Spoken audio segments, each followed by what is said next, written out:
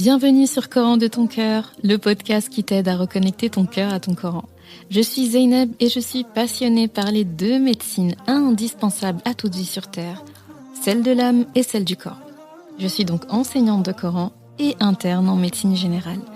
Voilà plus de 10 ans maintenant que j'enseigne aux femmes à lire, à apprendre, à comprendre et surtout à vivre leur Coran au quotidien en reconnectant leur cœur au Coran.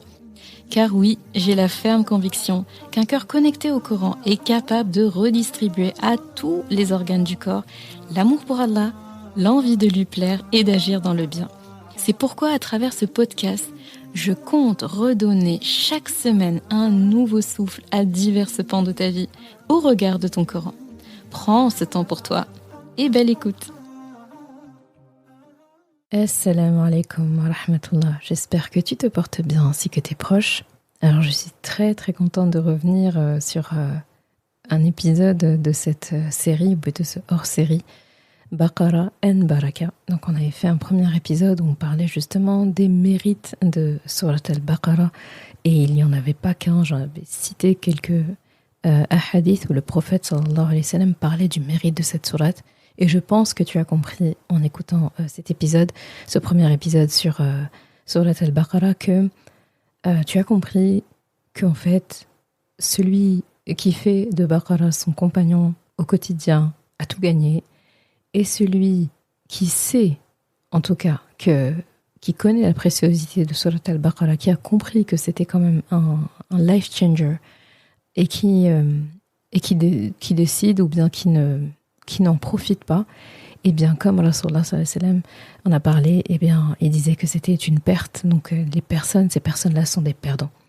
Donc c'est dommage. Ça ne veut pas dire que c'est une obligation, bien sûr, d'apprendre, de lire tous les jours Surat al-Baqara, mais je pense qu'on a compris que c'était une perte en fait de ne pas en profiter. Pour moi, c'est typiquement comme si en fait on te disait qu'il y avait des soldes moins 100%, qu'il y avait le produit qui va révolutionner pas mal de pans de ta vie, qui va t'accompagner, qui va mettre la baraka dans ton quotidien, et toi tu dis oui mais c'est pas obligatoire de le prendre, oui mais c'est pas obligatoire en fait d'en profiter, faut pas m'obliger, et si je le prends pas, qu'est-ce que je perds? Eh bien justement c'est ça. Si je le prends, qu'est-ce que je gagne? Je gagne tout. Et si je ne le prends pas, qu'est-ce que je perds? Je perds beaucoup. Voilà. Donc, très contente de retrouver le chemin, on va dire, de cette série. Et avant d'avancer dans ce sujet, eh bien, je te laisse écouter les ayats qui ont motivé l'épisode du jour. Bismillahirrahmanirrahim. ألف لام ميم ذلك الكتاب لا ريب فيه هدى للمتقين الذين يؤمنون بالغيب ويقيمون الصلاة ومما رزقناهم ينفقون والذين يؤمنون بما أنزل إليك وما أنزل من قبلك وبالآخرة هم يوقنون أولئك على هدى من ربهم وأولئك هم المفلحون. Alif Lam Mim. C'est le livre au sujet duquel il n'y a aucun doute. C'est un guide pour les pieux, qui croient à l'invisible et accomplissent la salat et dépensent dans l'obéissance à Allah de ce que nous leur avons attribué. Ceux qui croient à ce qui t'a été descendu, révélé, et ce qui a été descendu avant toi, et qui croient fermement à la vie future. Ceux-là sont sur le bon chemin de leur Rabb, et ce sont eux qui réussissent dans cette vie et dans la vie future. Surat al-Baqara, ayat 1 à 5. Donc ces ayats, tu les as déjà entendus, tu les connais peut-être même par cœur. C'est des ayats qui sont beaucoup répétés, ils sont assez emblématiques dans Surat al-Baqara et c'est le début. Et j'ai fait exprès de parler du début parce qu'on en est encore vraiment qu'au début de comprendre pourquoi Baqara est si précieuse. Alors, Cette sourate, comme tu le sais, est une sourate très longue. C'est la plus longue du Coran, 49 pages. Donc, elle renferme dedans les plus longues ayats du Coran, dont une qui fait une page entière, l'avant-dernière page d'ailleurs. C'est pas rien. Donc, je me suis dit, pour être méthodique, pour s'y retrouver, pour ne pas s'éparpiller, parce que clairement, je pense qu'il faudrait une à 2 années peut-être de podcast si on devait vraiment se concentrer ayah par ayah, et qu'Allah nous l'offre un jour, mais peut-être sous une autre forme, pas sur le podcast, peut-être plus dans des cours, etc. et tout. Inch'Allah, j'aimerais bien. Ce que j'ai trouvé judicieux, c'est de parler justement de la structure de la sourate, des pépites en fait, des différentes parties. Et là aujourd'hui, c'est pour ça que j'ai appelé ce titre « Le plan de réussite ». On va parler justement du plan de Sourate al-Baqarah. Comment est-ce que cette sourate s'agence, faire on va dire un rapide flash sur chacune des parties et qu'est-ce qu'elle, vraiment les grandes lignes hein, de ce que chaque partie traite et regarder comment ça s'agence entre eux. Et Inch'Allah, le but, c'est le projet pour les futurs épisodes de la série Baqarah and Baraka, sachant que, comme je te le rappelle, il y a un épisode par mois qui est consacré à ça. Donc un épisode par mois, soit c'est à la fin du mois, soit c'est au début du mois. En tout cas, tous les 4 épisodes du podcast, eh bien, il y aura une série, la reprise en tout cas de la série Baqarah and Baraka. Donc le but après, pour les autres épisodes, ce sera de se concentrer sur une partie. Et sachant que chaque partie est divisée elle-même en plein de sous-parties. C'est très intéressant, mais aujourd'hui, je veux que tu vois la globalité, la structure générale, pour que tu comprennes en fait dans quoi on se lance et que tu comprennes que quand même c'est une sourate assez intéressante, sourate al-Baqarah, masha'Allah. Alors, le but, ça va vraiment être de comprendre l'agencement unique de cette sourate, de comprendre en quoi elle représente un véritable plan de survie dans notre vie quotidienne. Al-Baqarah, sourate la plus longue du Coran, riche en enseignements, riche en sagesse. Et ce qui est beau, c'est qu'elle est organisée de manière symétrique, mais vraiment parfaitement symétrique. Et ça donne une structure vraiment qui est profonde, qui est réfléchie. Et les parties de sourate al-Baqarah sont au nombre, en tout cas, si on peut les ranger à peu près, et ça c'est vraiment propre à chaque personne qui, on va dire chaque personne expérimentée qui l'étudie. Ça peut être plus, ça peut être moins. Les parties sont pas forcément clairement délimitées en disant c'est ayatel, et puis c'est pas possible que ce soit autrement, etc. C'est vraiment 9 parties, voilà, que je te présente ici humblement. C'est à la fois le fruit de mes recherches, à la fois le fruit d'enseignement de mes professeurs, et tu verras que c'est assez logique et assez intéressant. Donc c'est 9 parties dans lesquelles on découvre les trésors que recèle sourate al-Baqarah. Alors la première partie, elle commence avec le début de la sourate, elle englobe les ayats que tu as écoutés là juste maintenant, et ça va parler vraiment de la foi, du iman des gens. Ça va parler vraiment de la foi. La sourate, elle commence par évoquer les différentes catégories de croyants. Il y a les vrais croyants, ceux qui croient sans rien ajouter, sans rien délaisser, sans rien médire, etc. Ensuite, on a les mécréants. C'est ceux qui ne croient pas, tout simplement. Voilà, ils n'ont pas la foi. Le message est là. Il y a ceux qui croient, vraiment, en tout ce qui est dans le message. Il y a ceux qui, clairement, ne croient pas et ne s'en cachent pas. Et il y a ceux qui veulent être entre deux. Et ce sont les hypocrites. Allah parle beaucoup des hypocrites dans le Coran. Et dans cette sourate, il les ménage pas. Et cette première partie, cette première section, elle va mettre en lumière les caractéristiques de chacun des groupes, en fait. Les croyants, les mécréants et les hypocrites. Les croyants sont ceux qui acceptent la vérité sans condition. C'est une croyance inconditionnelle. Tu sais, quand on dit l'amour inconditionnel, là c'est inconditionnel. On suit Allah de manière inconditionnelle. On ne se pose pas de conditions.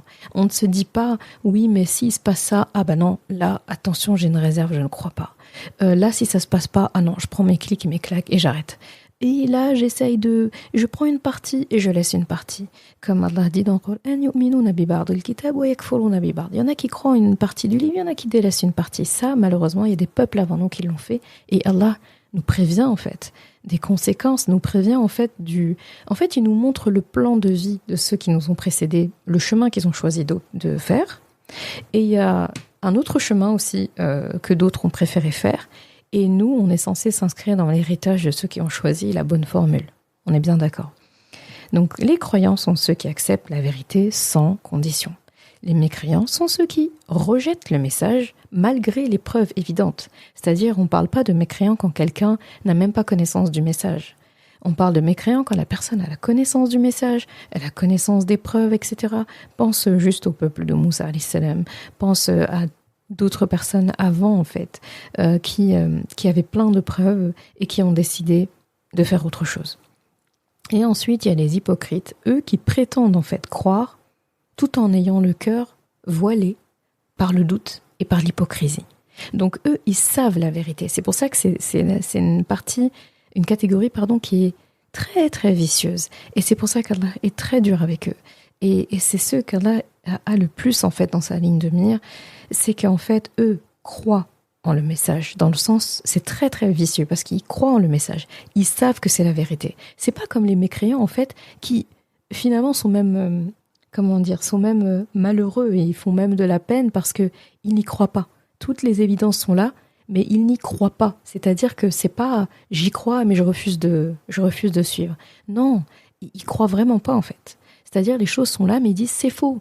Peut-être inconsciemment, peut-être qu'il y a une partie d'eux qui se dit « Ah, c'est vrai, mais par orgueil, je laisse ». Mais ils n'égalent pas en fait le niveau des hypocrites qui croient en le message, qui sont d'accord en fait que le message est véridique, mais qui en fait trouvent que ce n'est pas intéressant de suivre. C'est ceux qui voient que leur intérêt personnel, leur intérêt mondain ne sont pas satisfaits s'ils devaient suivre tout le message. Ils sont trop ancrés dans la dunya. C'est des personnes qui essaient aussi de plaire sur tous les tableaux, qui essayent de contenter tout, qui vont là où ils pensent que... qui vont là où ça réussit. C'est-à-dire, ils fuient les épreuves. Quand ça va bien dans un groupe, ça peut être des musulmans, ça peut être des mécréants, et je vais aller là-bas parce que voilà. Mais quand ça marche bien du côté des musulmans, je vais aller du côté des musulmans. Et quand ça marche bien là-bas, etc. C'est des gens en fait qui veulent le typique double visage en fait. Ici je suis comme ça, là-bas je suis comme ça. Le but en fait c'est d'être tout terrain, d'être toujours là où ça semble triompher. Et surtout là où il semble y avoir notre intérêt. C'est des gens qui vont chercher là où le pouvoir se trouve. D'accord ? Là où la force, en tout cas celle qui pense, se trouve. Donc attention, cette catégorie très vicieuse, et Allah en parle énormément. Et cette distinction par rapport à la foi, donc ceux qui croient, ceux qui mécroient, ceux qui sont hypocrites, eh bien cette distinction, elle est essentielle pour comprendre la nature même de la foi, de comprendre, important pour comprendre aussi les défis auxquels chaque personne peut être confrontée dans la vie. Donc c'était important en fait, dans cette partie, c'est presque une partie qui est introductive de la sourate, introductive aussi du déroulé en fait, qui va expliquer le déroulé de la sourate, et tu vas voir en fait qu'elle a un lien très fort aussi, déjà avec toutes les parties, avec la 9e partie aussi, la dernière partie. Donc ça va faire vraiment un miroir. Là tu imagines bien, partie 1, partie 2, partie 3, partie 4, partie 5 va être le centre, et après, en miroir, on aura partie 6 qui sera le miroir de partie 4, etc. Et donc la dernière partie qui sera le miroir de la première partie. À chaque fois en miroir. Chaque partie va préparer la partie suivante. La partie précédente, va reprendre des principes de la partie qui est juste à côté, et en fait préparer la partie d'après. C'est vraiment un collier de perles qui est très très très logique, et donc, comme un collier, en fait, un collier, c'est un collier, justement, quand il est porté, où on ne peut pas forcément distinguer le début du collier et la fin du collier, parce qu'en fait, tout est rattaché. Il y a une solidarité entre la première perle et la dernière perle. Il y a une symétrie aussi et un agencement de toutes les perles. D'accord ? Je vais recommencer avec mes métaphores, mais tu es habitué. Donc ça, c'était la première partie. C'est vraiment, si on pouvait la nommer, ce serait la foi, la croyance, la mécréance, mais vraiment la foi et la non-foi, quoi. Ensuite, la deuxième partie va mettre en lumière vraiment la création. La création, donc, de Papa Adam, alayhi salam, et la rébellion d'Iblis, ce sera vraiment une partie qui va parler à la fois de la création de l'être humain et aussi la naissance du savoir. Sur Terre, en tout cas pour l'être humain, parce que le savoir, il était présent auprès d'Allah depuis toujours. Mais le savoir, quand il arrive dans l'humanité, qu'est-ce que ça donne? La naissance de l'humanité et du savoir avec elle. Et on plonge carrément dans l'histoire de la création de Papa Adam, alayhi salam. On a aussi cette fameuse scène, forcément qu'on ne peut pas dissocier, avec son ennemi Iblis, et donc l'interaction qu'il y a eu entre eux, la mécroyance de Iblis, son côté aussi quelque part, il a une part aussi d'hypocrisie, il a conscience qu'Allah est Allah, il croit en Allah, mais il décide ouvertement en fait, pas de ne pas croire parce qu'il y croit, mais de ne pas suivre. Et ça c'est grave. Et cette partie va nous rappeler l'origine de l'humanité. Ça va nous rappeler la naissance aussi des différentes branches de personnes. Ceux qui croient en le message divin, le message d'Allah subhanahu wa ta'ala, ceux qui le rejettent et ceux qui prétendent, qui préfèrent vivre dans l'hypocrisie. En fait, en comprenant l'origine, cette origine-là, avec Papa Adam alayhi salam, et avec cette scène avec Iblis, eh bien, on peut mieux saisir les dynamiques spirituelles, sociales qui influencent notre monde. Donc, la première partie va parler de la foi et de ses formes. La deuxième partie va faire comme une marche arrière pour dire il faut que tu comprennes en fait l'origine de la création, il faut que tu comprennes d'où est née la croyance et d'où est née aussi la mécroyance. Et on voit que Papa Adam alayhi salam est l'ancêtre forcément de la croyance et que Iblis est l'ancêtre de la mécroyance et de l'hypocrisie. Il faut comprendre en fait cette première scène-là. Et c'est là d'ailleurs qu'on apprend à faire connaissance avec Iblis, avec cette scène. On apprend aussi à faire connaissance avec Papa Adam alayhi salam, avec ça. Ces deux acteurs en fait, qui nous sont présentés dès les débuts, finalement, de Surat al-Baqarah, la deuxième partie arrive très vite, où on comprend en fait l'origine du bien, du mal, de la croyance, de la mécréance. Et c'est très important. Dans cette partie, on comprend aussi que Papa Adam alayhi salam a été mis à l'épreuve, il a été testé. Et nous savons qu'à ce test-là, il s'est trompé, dans le sens où Allah lui a demandé, lui a interdit quelque chose, lui a mis une limite, et à cause d'Iblis, il a franchi cette limite. Et on voit le comportement de Papa Adam alayhi salam face à l'erreur. Quand il s'est trompé, son premier réflexe a été de demander pardon à Allah, d'admettre son erreur, de demander pardon, de préciser aussi que sans son pardon, il n'est rien. Et de Papa Adam alayhi salam, on apprend comment réparer. On apprend en fait, c'est la première fois qu'on prend possession, on va dire, de l'effaceur, de la gomme, du Tipex, quoi. Et on a aussi, à contrario, Iblis. Qu'est-ce que ça donne en fait de commettre une erreur et de s'entêter? Si on commet une erreur et que notre premier réflexe n'est pas de demander pardon, eh ben ça va forcément être des choses très moches. Si on ne demande pas pardon, ça veut dire qu'on fait autre chose. Et s'il n'y a pas de pardon, il y a des reproches, il y a de la non-remise en question, il y a accuser les autres, il y a se déresponsabiliser, il y a l'orgueil qui vient naître aussi, parce qu'on finit par se convaincre qu'on a raison, on finit par se convaincre qu'on est la victime, alors qu'on est celui qui a fauté au début, et après ça fait une cascade que tu connais.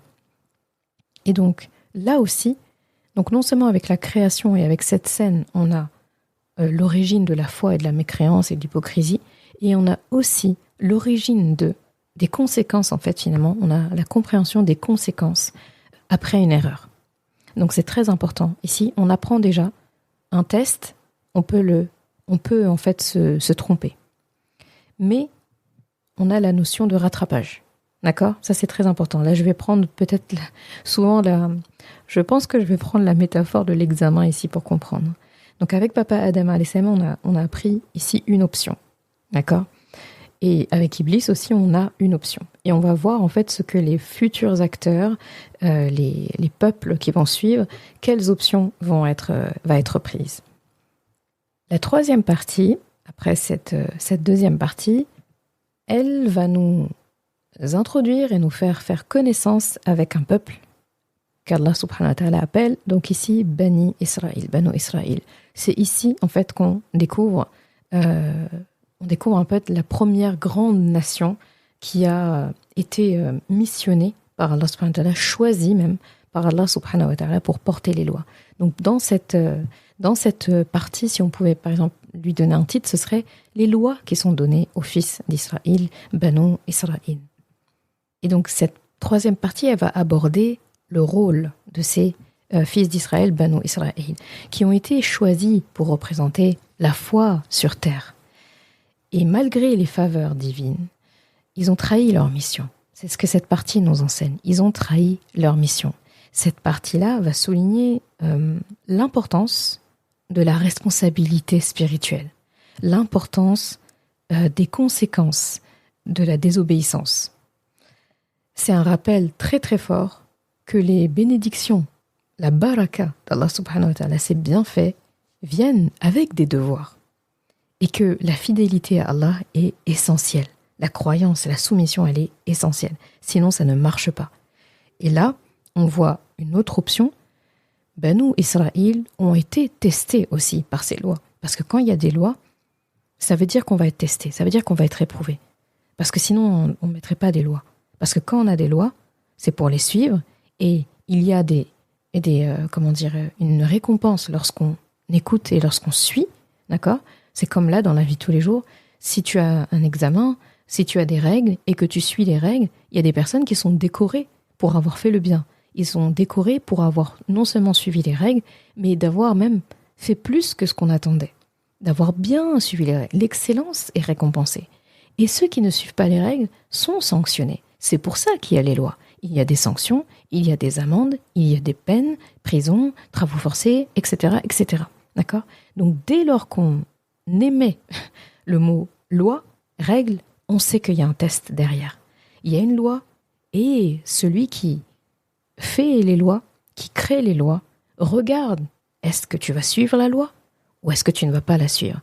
Et tu vas être mis à l'épreuve. Il y aura des situations pour voir, est-ce qu'en fait tu franchis le feu rouge ou est-ce que quand il y a le feu rouge, tu t'arrêtes ? Est-ce que tu ne passes qu'au vert ou est-ce que tu es quelqu'un, le orange là, je suis passée à une autre métaphore là.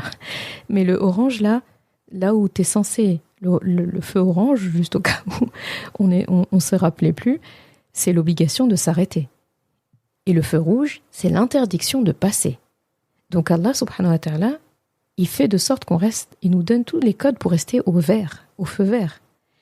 Il nous envoie le orange là. Et le orange, ça veut pas dire « Ah, je peux encore passer ». Non, le orange, moi je l'imagine, quand Allah parle dans certaines ayats, il va dire « La taqarabu », ne vous approchez pas. C'est comme la fornication, l'adultère. Il dit « Wala taqarabu zina », n'approchez pas.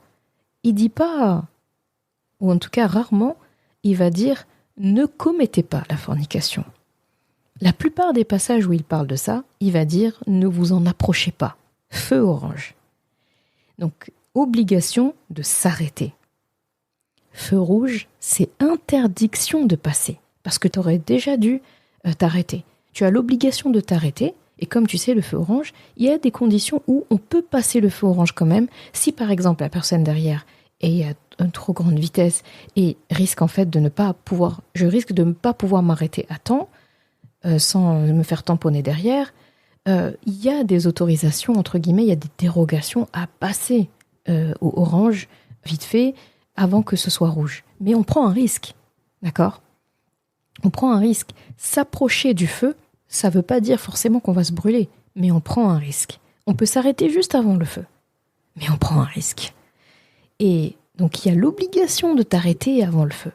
Il y a l'obligation, en fait, de t'arrêter avant de te brûler. Et quand il y a le rouge, et que tu franchis quand même le rouge, bah tu te brûles. Tu franchis le rouge, tu te brûles.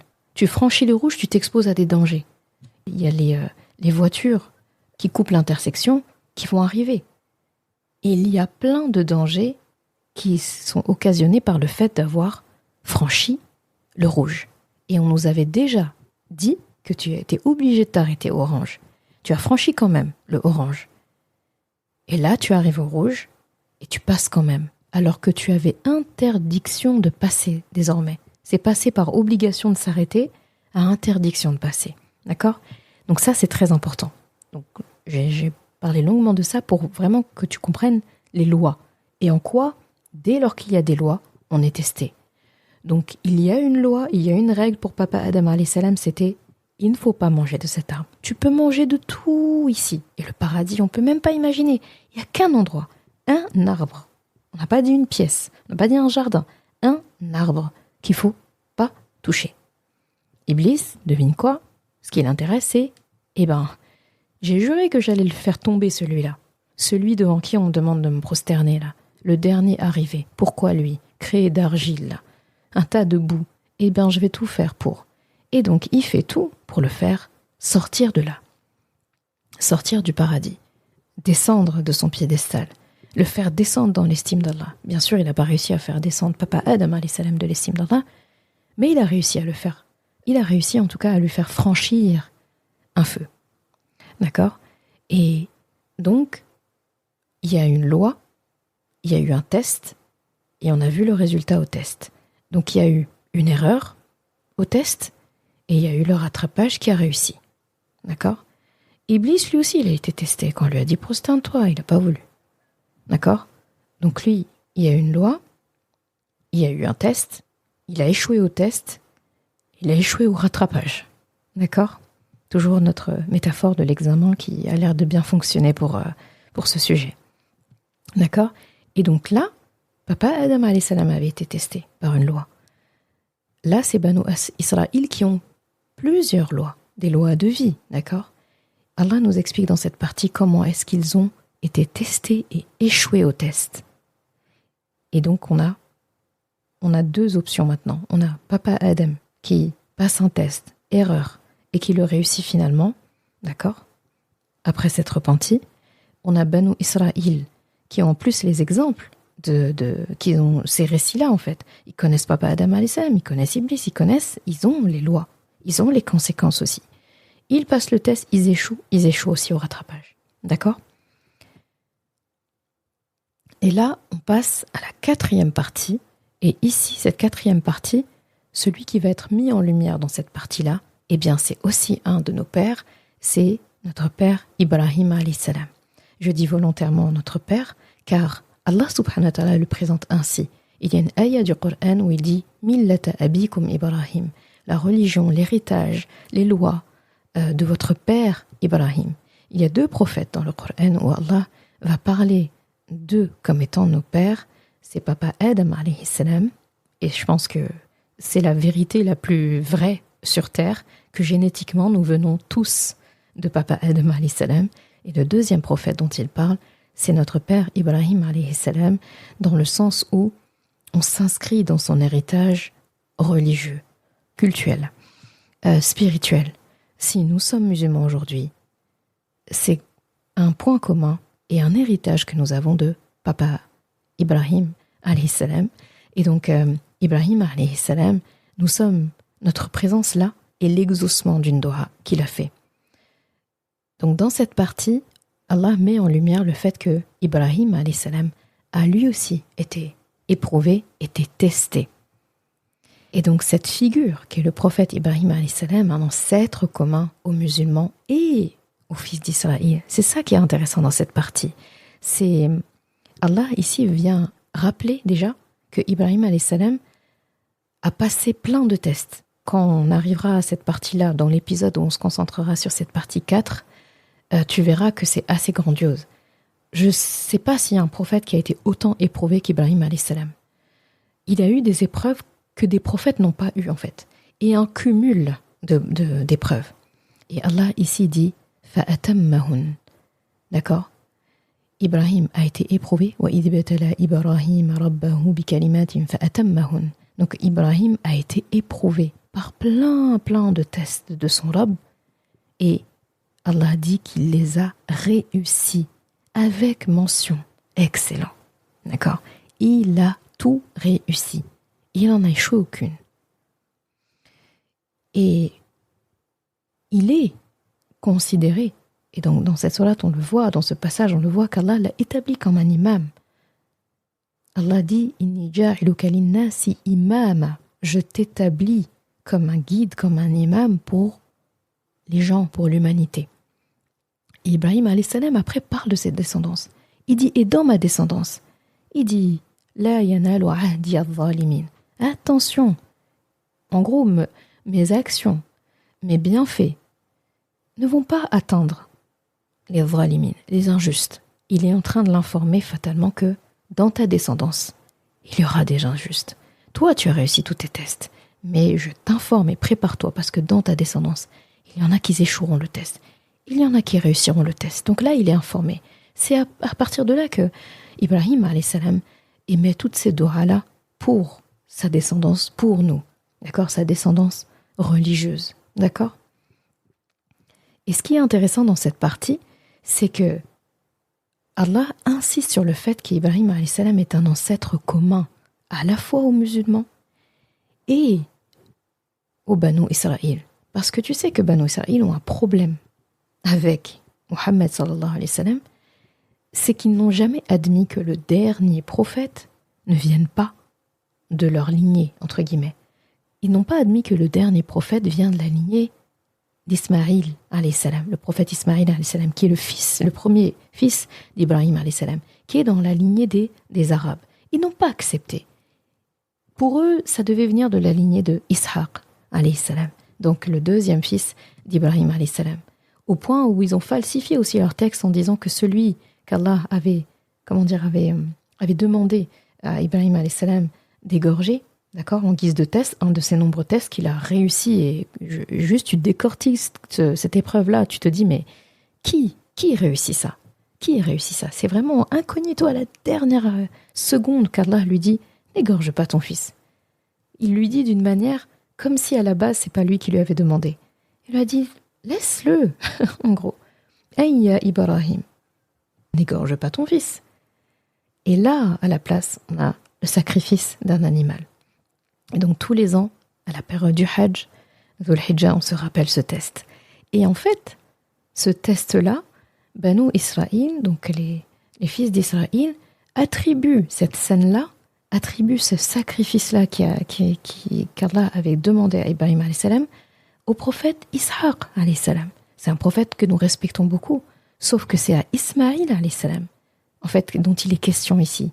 Mais eux, ils attribuent cette scène, eux aussi, dans leur héritage, ils ont ça, dans leur tradition, ils ont ça, dans leur texte, mais c'est attribué au prophète Ishaq alayhi salam. Tellement ils n'acceptent pas, en fait, que Muhammad sallallahu alayhi wa sallam soit le dernier prophète. Et Allah, ici, il vient comme leur faire le rappel.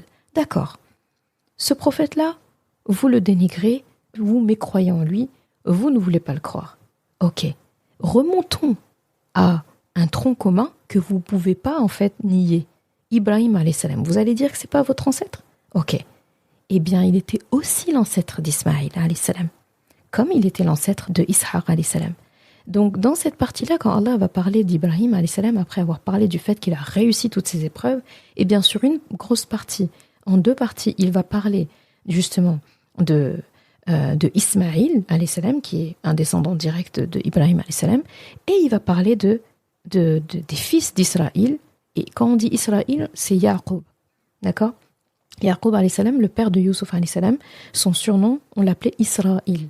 Donc quand on dit Banu Israël, c'est en référence à Yaqub alayhi salam. Et Yaqub alayhi salam est le fils d'Ishaq alayhi salam.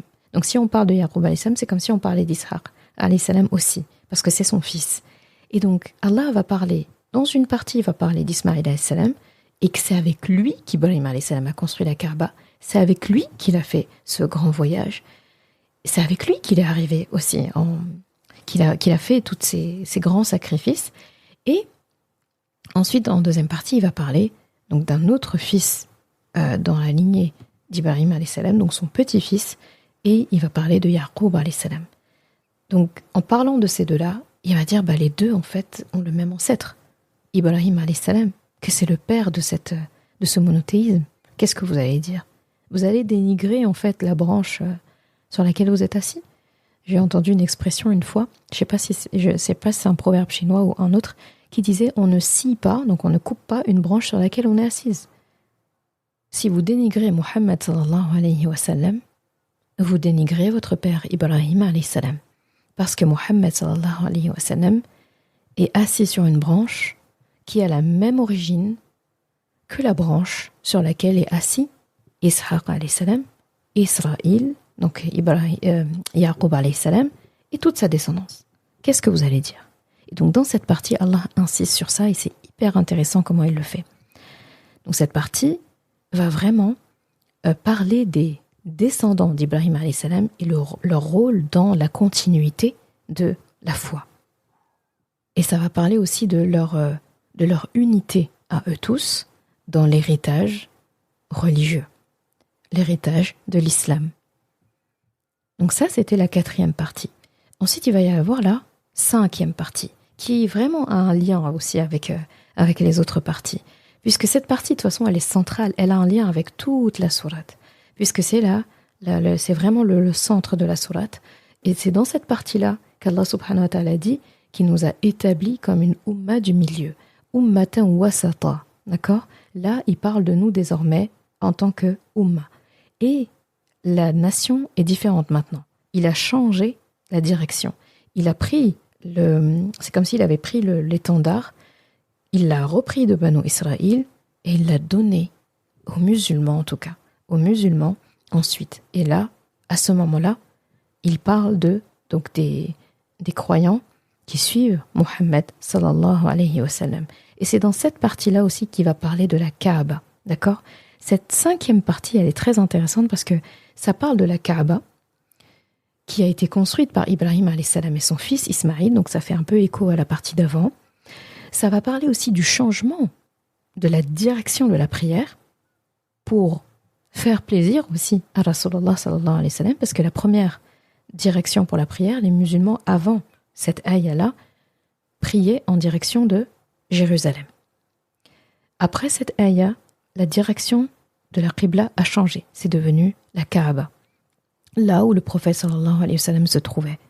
D'accord? Donc la capitale de la foi, du iman, donc on reprend encore la notion de foi du départ, la capitale de la foi est passée de Jérusalem à Mecca. Donc à travers ce geste-là, Allah aussi montre que vous avez échoué au test. Alors, yastabdil qawman ghayrakum thumma la yakunu amthalakum. C'est une ayah du Coran où Allah dit, en gros, si vous croyez pas, si vous faites n'importe quoi, nous allons échanger les nations, ou changer de nations, qui ne vont pas être comme vous. Une nation qui ne va pas être comme vous, et qui va croire en Allah. Il faut faire très attention, parce que quand le flambeau change et vient vers nous, Allah, il faut se dire qu'il va être plus strict, plus regardant avec ce nouveau peuple, entre guillemets, parce qu'il aura été imprégné et il aura eu les exemples de tous les peuples avant. Et c'est comme pour nous dire, attention, eux avant, ils étaient le peuple élu, et ils n'ont pas su rester dans leur place de peuple élu. Ne vous croyez pas, en fait, sur un piédestal, ne vous croyez pas devoir vous reposer sur vos lauriers, parce qu'encore une fois, yastabdil qawman ghayrakum thumma la yakunu amthalakum. Si vous ne faites pas attention, en fait, Allah va vous remplacer par un peuple qui va aimer Allah et qu'Allah va aimer en retour et qui ne va pas être comme vous. Donc là, le curseur commence à venir vers nous, si tu as remarqué. Donc la Kaaba est le juste milieu. Et donc ce changement-là, la capitale des musulmans change. Les mois sacrés sont nouveaux aussi, changent. Nous avons comme... j'ai entendu je crois que c'était Norman Ali Khan quand il parlait de ça, Oussad Norman Ali Khan, c'était qui que j'avais entendu dire ça? C'était un cheikh, Yassir Qadri aussi, il en avait parlé, et ils avaient utilisé une métaphore de l'indépendance. Et donc, quand on a une indépendance, on a un nouveau drapeau, une nouvelle capitale, une nouvelle monnaie, et donc et on a un jour de l'indépendance. Et il disait, j'avais beaucoup aimé la métaphore, il disait que notre nouveau jour de l'indépendance, eh bien là, nous a pas donné un jour, il nous a donné un mois. Et là, c'est Ramadan. Que Ramadan, c'était un peu le Independence Day, Donc, le jour de l'indépendance, c'est le férié des musulmans et c'est tout Ramadan en fait. C'est tout Ramadan qui est un reset. C'est vraiment une page blanche qu'on tourne tous les ans. Et ça nous rappelle un peu le jour de l'indépendance. D'accord? Et j'ai trouvé cette métaphore intelligente, donc ça c'est un aparté. Donc la Kaaba devient le centre de la foi. Et en fait, ce changement-là de nation, de direction, de moi sacré, de Qibla, etc., ça vient symboliser la transition et ça vient symboliser l'unité de la communauté musulmane. Là, si on n'a pas compris qu'Allah nous donne vraiment quelque chose d'unifiant, plus unifiant que Banu Israël l'ont eu avant. On a une capitale, on a des jours sacrés, des mois sacrés même. On a tout en fait. Il nous a tout donné de nouveau. Il a élu à ce moment-là la langue arabe comme la langue du Coran, la langue officielle. Tout ce jour-là, il nous a donné une nouvelle identité. Il nous a donné un nouveau drapeau, un nouvel étendard. Et ça, c'est la force d'une nation quand elle est au clair avec son identité. Ici, cette partie-là, 5, nous informe sur notre identité. Cette partie, elle est très importante pour nous. D'accord?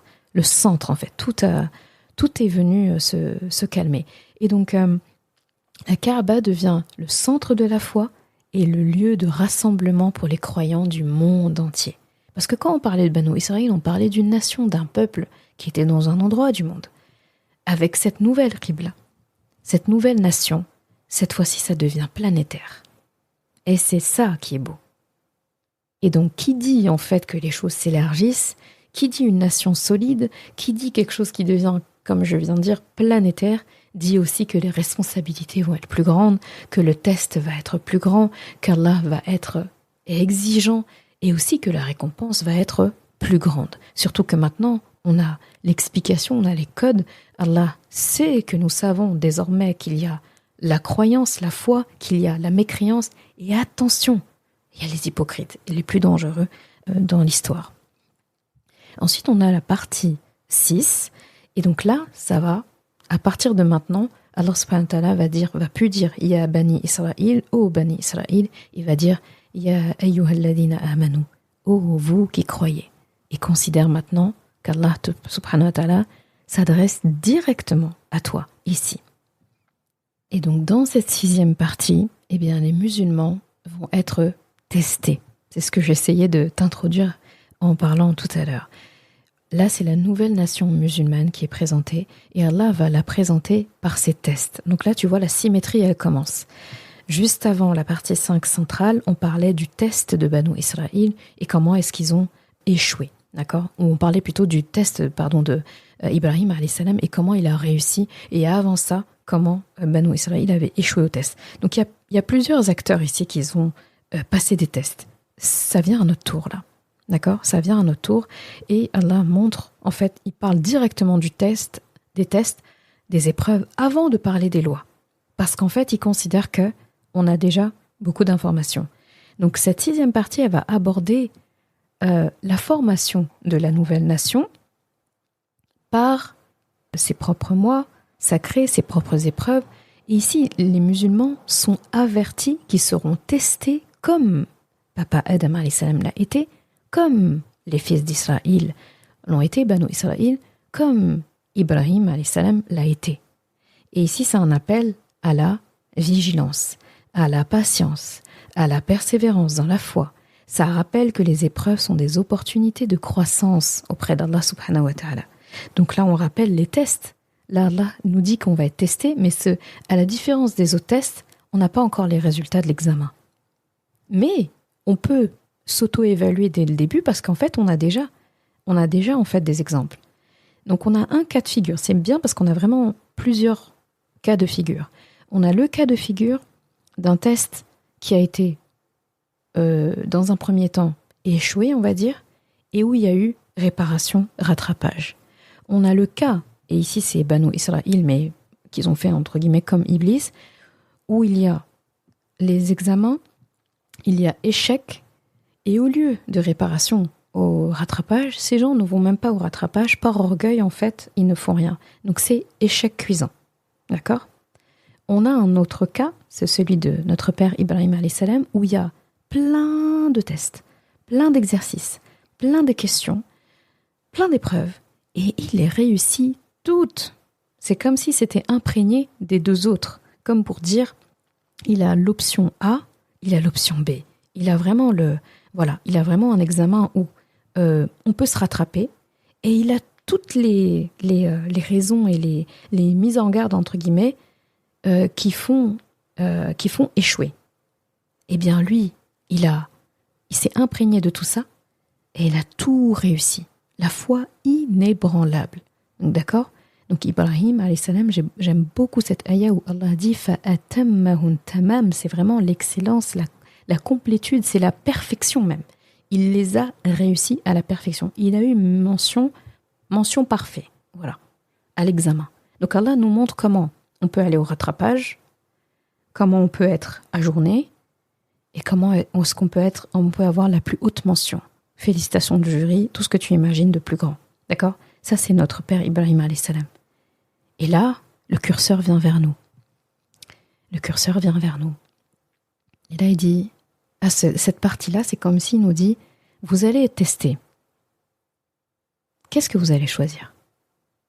Option 1, option 2 ou option 3 ? Où est-ce que vous allez vous inscrire ? Vous avez toutes les possibilités, tous les scénarios vous sont présentés. Vous choisissez quoi ? Donc, il nous parle d'abord de ça. Et après, il nous parle du fait qu'on va être testé. Et après, dans la partie 7, là, il nous parle de avec quoi est-ce qu'il va nous tester ?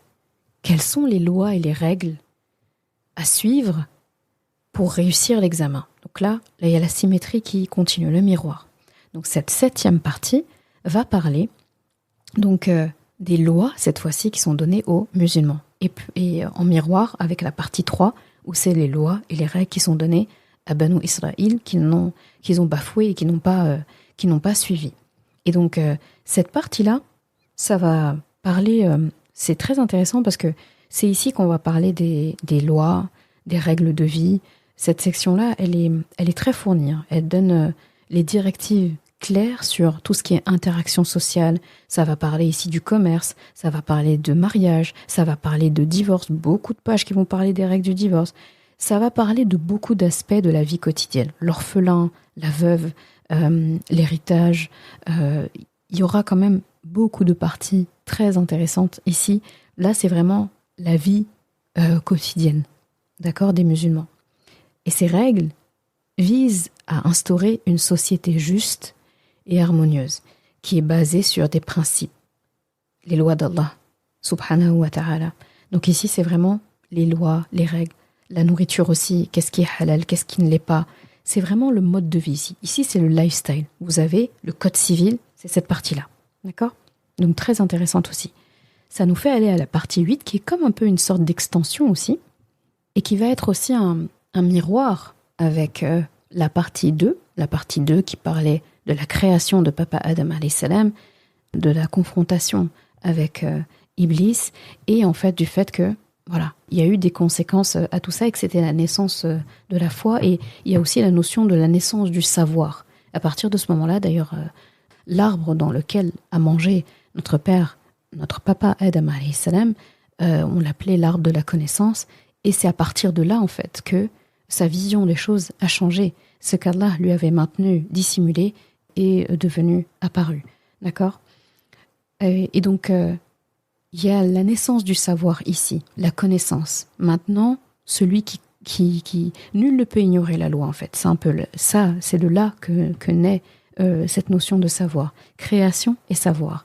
Et avec cette 8e partie, ce sera une autre forme de savoir qui nous renvoie un peu à...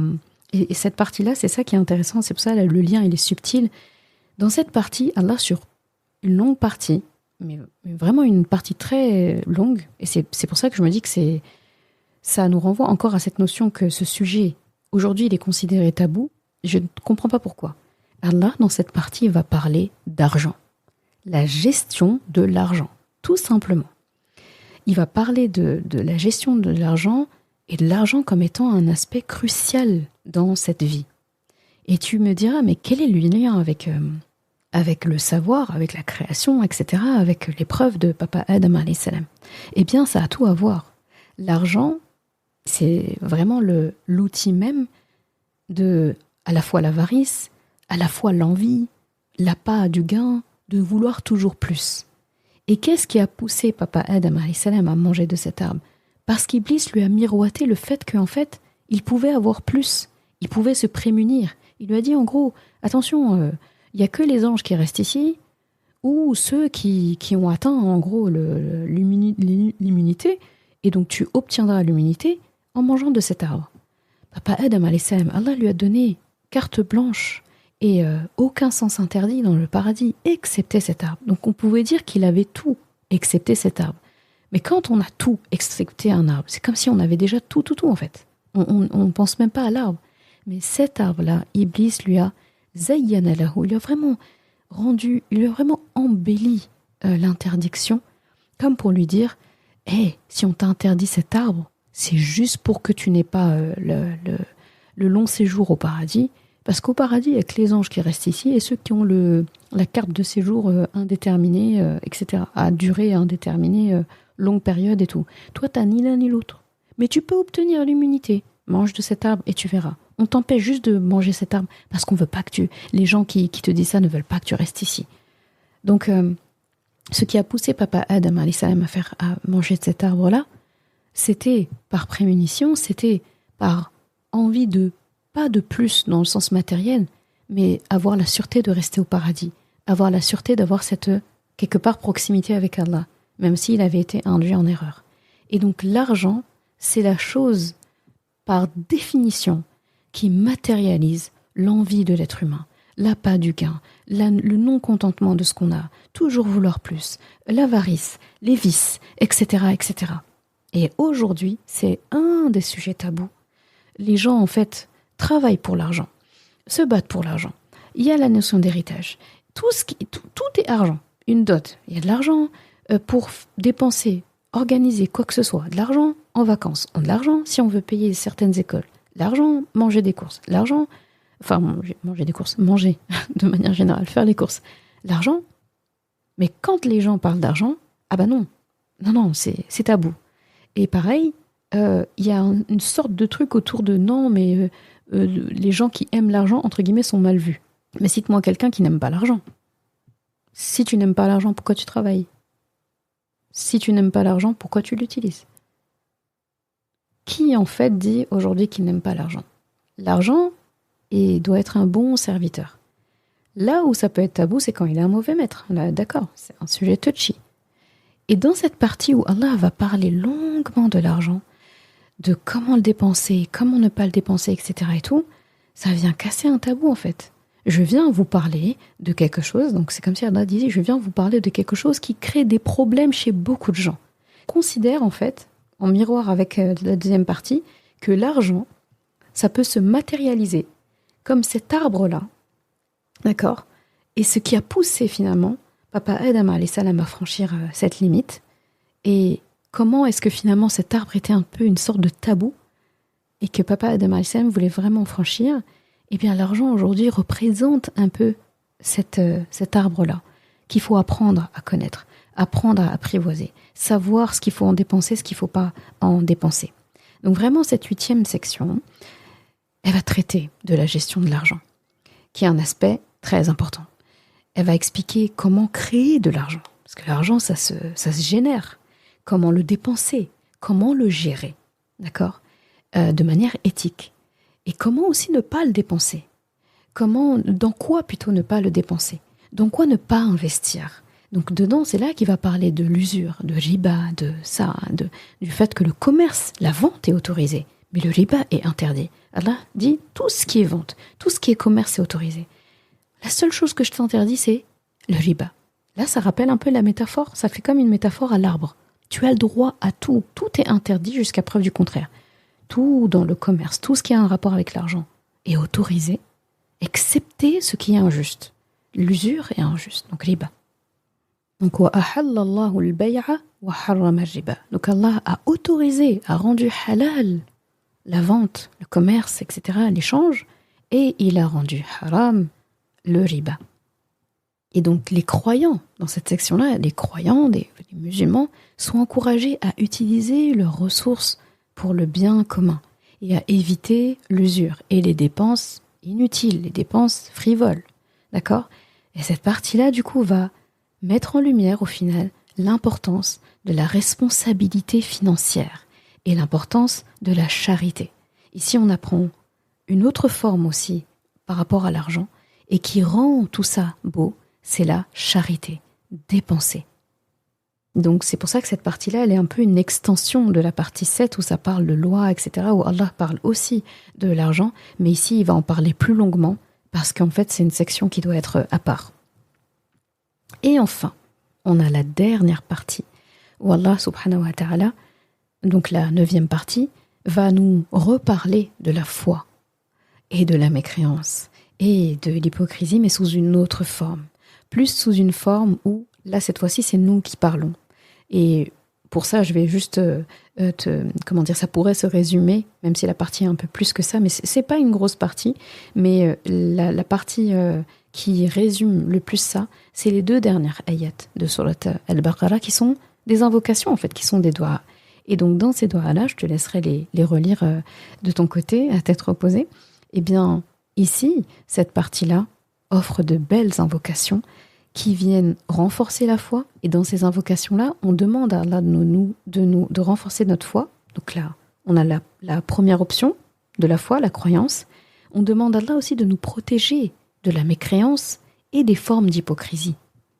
Donc relis vraiment ce passage, surtout la dernière ayah, où c'est vraiment littéralement une doha qui cumule à la fois le fait de demander à Allah subhanahu wa ta'ala de rester croyant, c'est trop beau en fait, comment ça conclut la sourate, de rester croyant, de rester vraiment dans la team numéro 1, là, ceux qui croient en Allah inconditionnellement, sans condition, de nous prémunir contre ceux qui ne croient pas, de nous prémunir aussi sur le fait de se tromper sans être pardonné, de se tromper sans demander pardon, de se tromper sans chercher à réparer.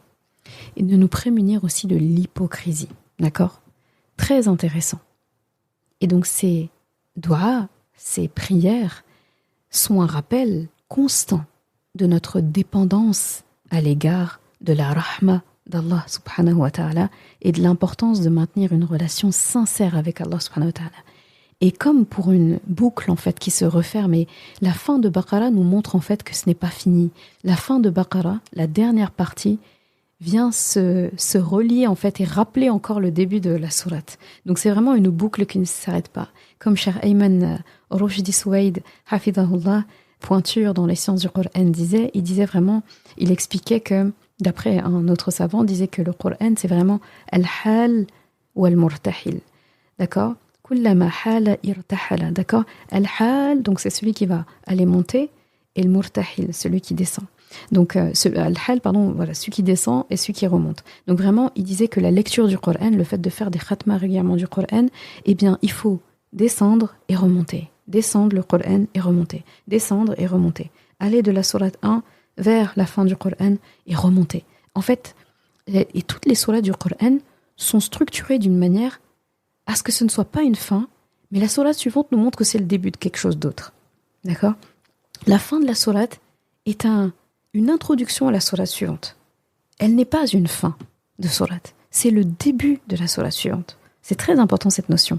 Et dans une même sourate, c'est trop beau que dans une même sourate, et c'est le cas avec sourate Al-Baqarah, une même sourate en fait nous montre que la fin de la sourate est en réalité une introduction au début de la sourate. Et le début de la sourate est une introduction aussi au reste de la sourate. C'est vraiment très très bien agencé.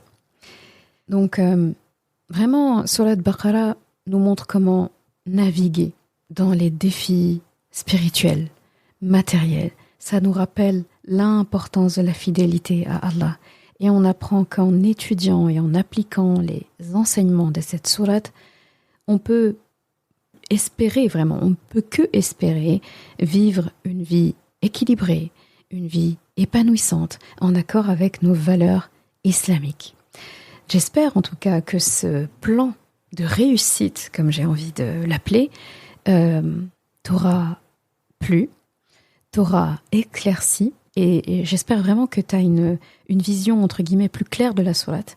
J'imagine que ce genre d'épisode-là, ça donne envie de se poser, j'aurais dû le dire d'ailleurs en début d'épisode, et vraiment j'ai des élèves de formation, etc. et tout, qui font des schémas très intéressants. D'ailleurs, on l'aborde dans la formation Coran de ma vie, où on parle justement des parties, de la symétrie de Surat al-Baqarah.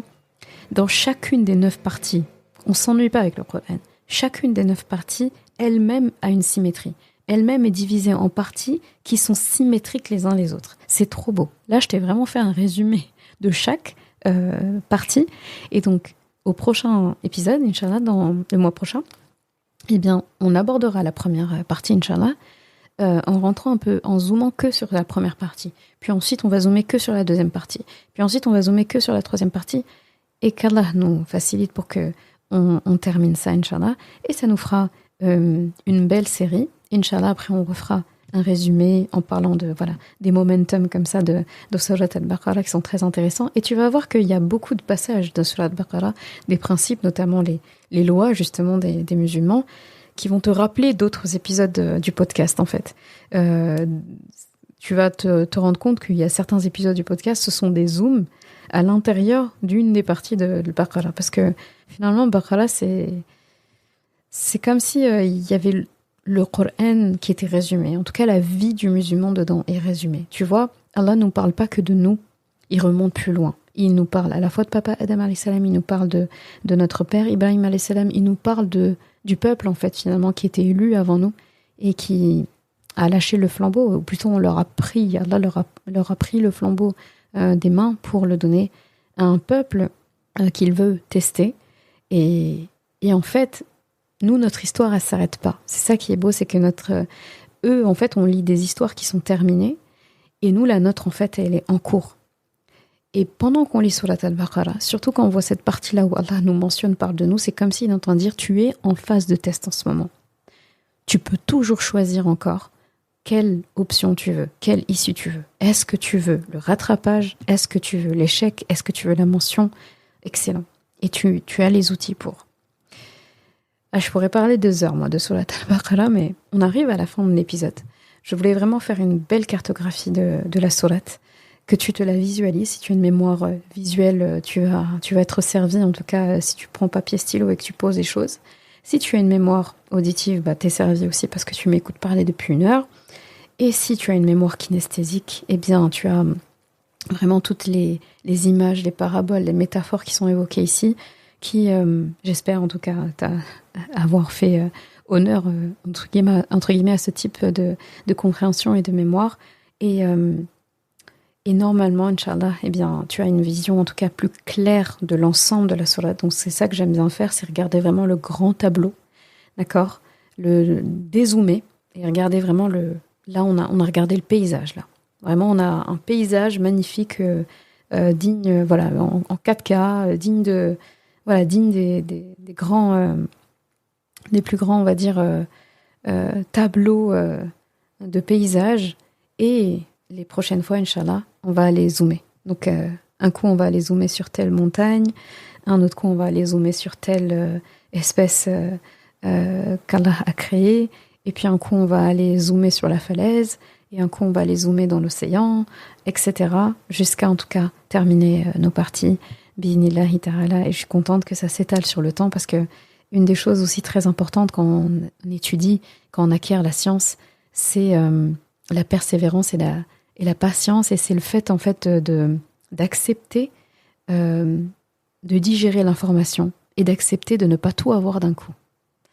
Le Coran nous a été révélé d'un bloc, mais si tu regardes, Allah, je trouve que c'est un miracle, a fait que il faut une vie entière et plus pour en saisir tous les trésors. Et Inch'Allah, c'est ce qu'on fera. Je te souhaite en tout cas une belle semaine et je te dis à dans 1 mois pour la suite, Inch'Allah, de Baqarah and Baraka et à la semaine prochaine pour le prochain épisode de podcast. Salam alaikum. Merci d'avoir écouté cet épisode. Et comme toujours, si ce podcast t'a apporté du bien, alors une chose à faire, t'abonner pour ne rien rater. Et si il te semble pouvoir être utile à d'autres personnes, sens-toi libre de le partager et même de laisser un commentaire et la note de ton choix sur ta plateforme d'écoute préférée.